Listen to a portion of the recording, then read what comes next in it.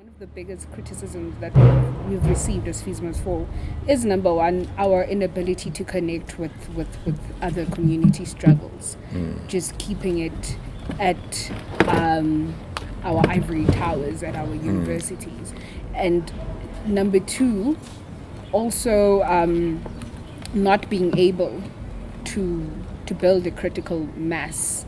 Because especially last year, 2015 was big, but last year was not as big as 2015. How did you guys mobilize and organize, and how did you guys build that critical mass? Well, a lot of it, it came after a while, and you see with the Black Consciousness Movement, the Black Consciousness Movement started at a time when there was very little going on in South Africa, a lot of repression. So a lot of the work that was done beforehand was we should do community work. And it was the community work which put us in good stead. So while it was quiet, before the uprisings and stuff like that, we did a lot of community work. There was a great organization in Cape Town called Shoko at UCT.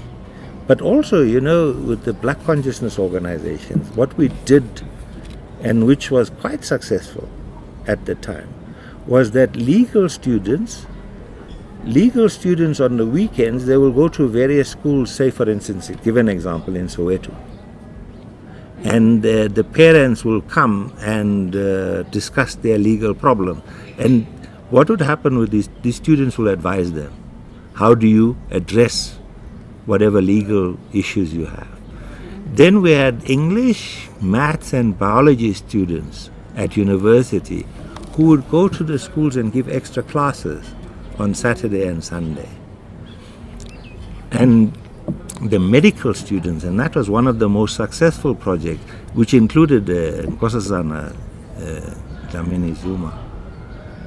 At the time, they were fourth and fifth year medical students with the nurses. At the time, there were no clinics. So we used to organize clinics where the students go to various clinics in the townships and they assist. The pillars that FISMAS4 was built in was Black consciousness, Pan-Africanism, and Black radical feminism.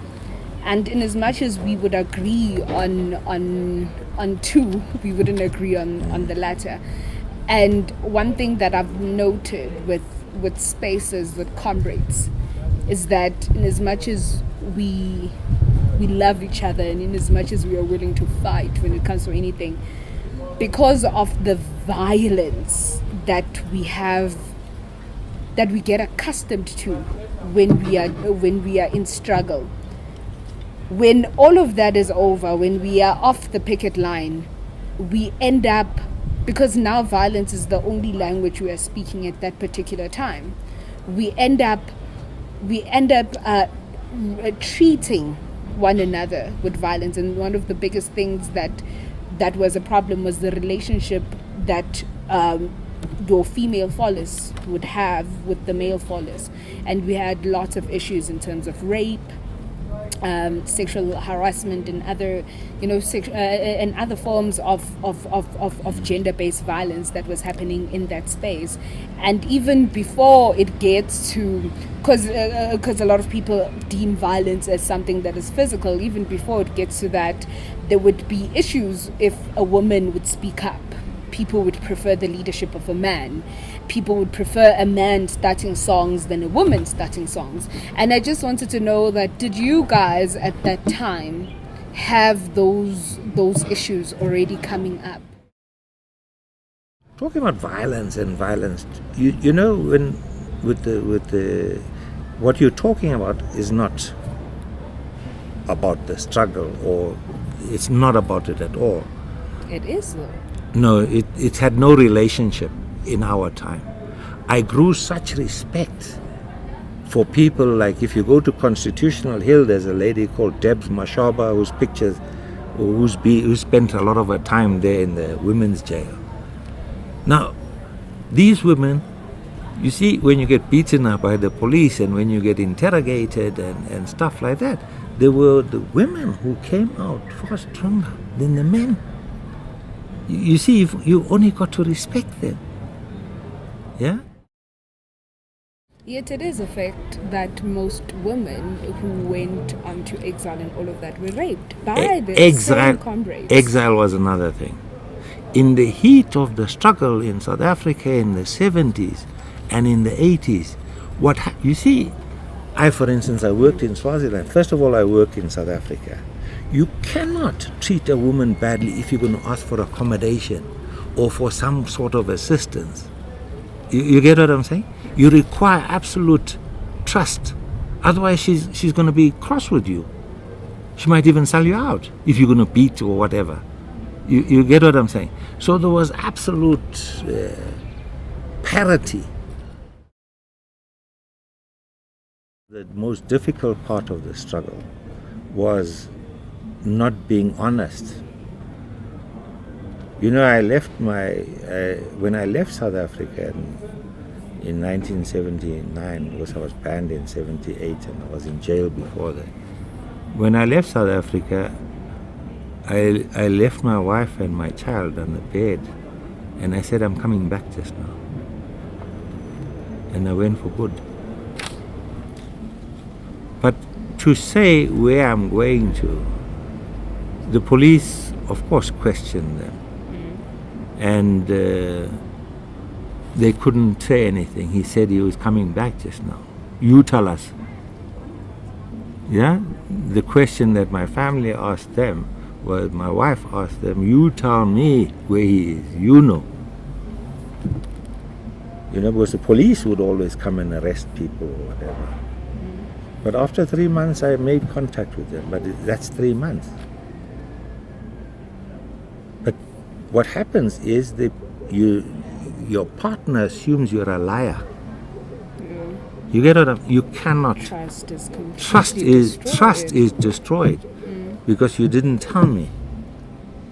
But telling you is going to cause you so much trouble.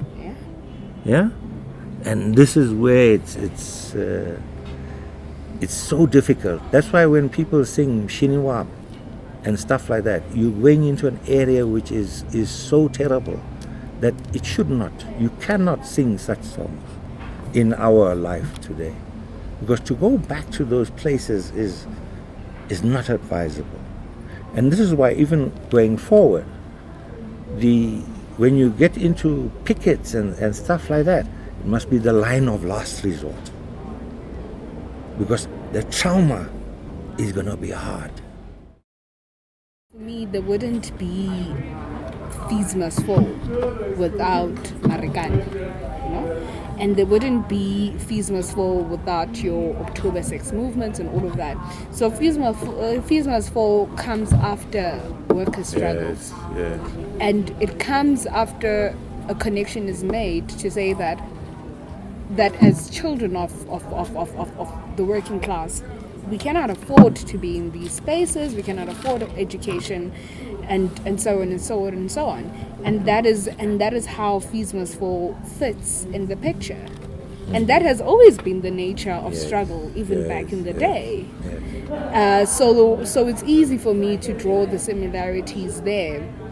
And also it's easy for me to draw the similarity, as I said, when I read some of the SASO documents, the value that education should be a public good that is freely available for everyone, and freely and equally available for everyone. Everyone should have access to it.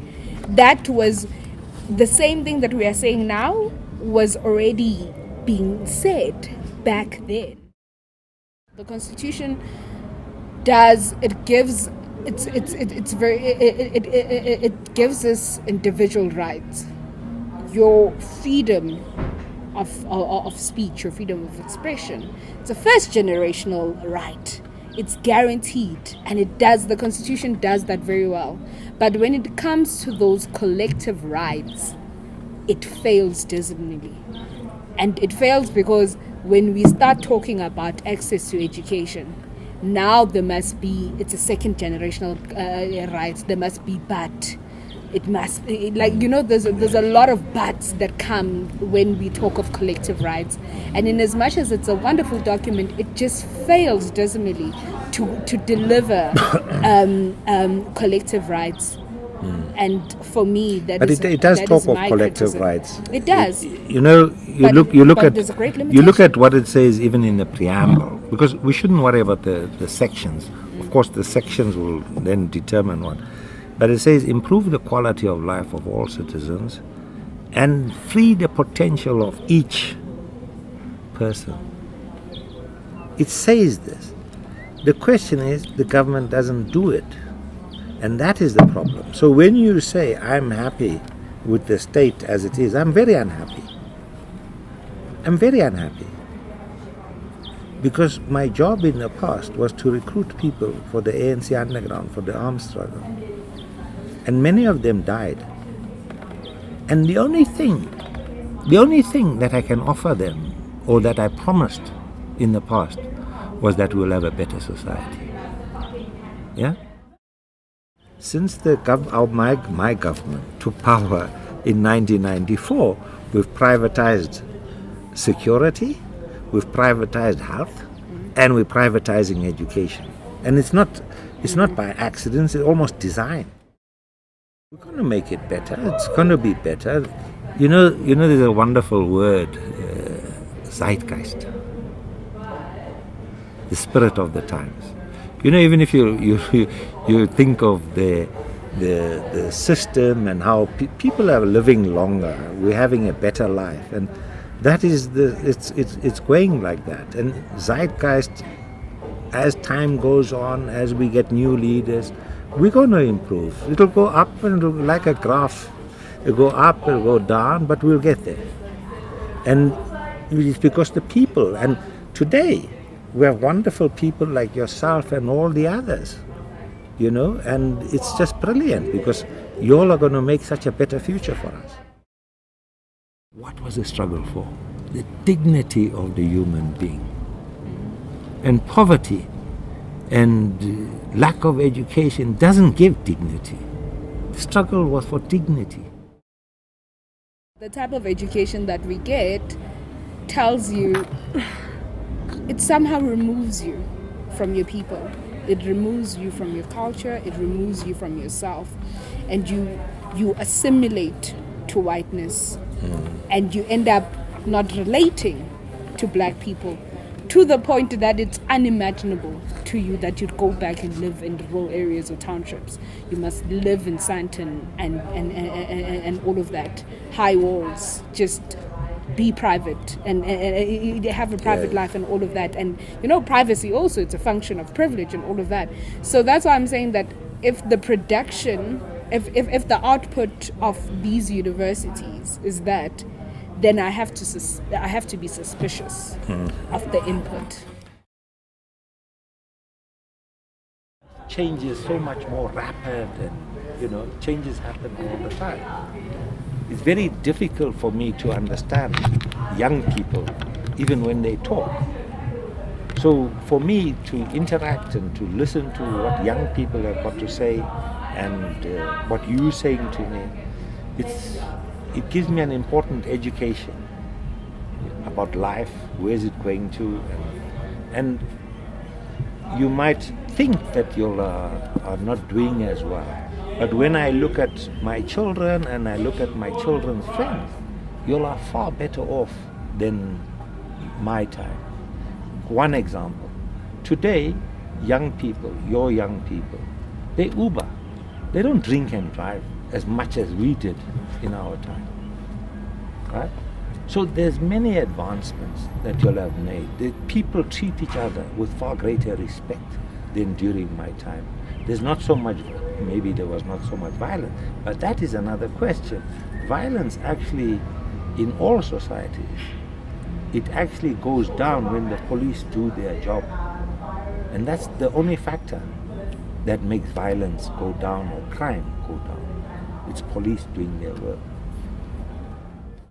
As a society, your guys in a far better position than we were. you'll have better opportunities, you'll got better brains, you're more beautiful, you'll just everything.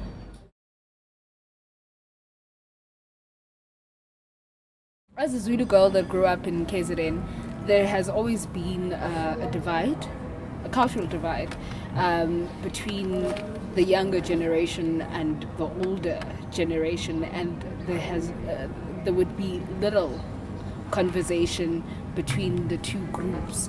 And I always found that to be problematic, but obviously we observe culture out of respect, but I always found that to be problematic because even though it's unintended, there are a lot of gems, pearls that old people carry that are lost along the way simply because we do not have the chance to sit and talk.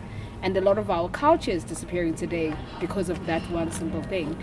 So it has been great having this talk with an older person, and I have learned a lot, and this is how history continues to live.